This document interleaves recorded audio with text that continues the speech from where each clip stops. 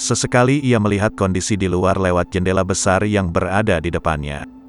Tak lama kemudian, si petugas keamanan mengambil sebuah roti yang masih berada dalam bungkus plastik.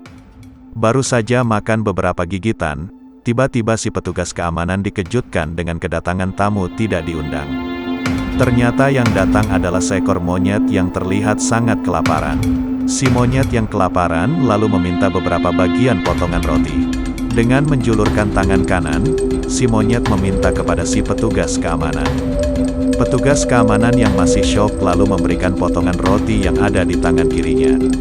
Saat mereka berdua sama-sama memakan roti, tiba-tiba si monyet kembali meminta bagian roti yang masih berada dalam bungkus plastik. Si monyet lalu membawa lari makanan hasil begal yang ia lakukan. Sementara si petugas keamanan hanya bisa menggerutu sambil mengunyah sisa roti yang berada di dalam mulutnya.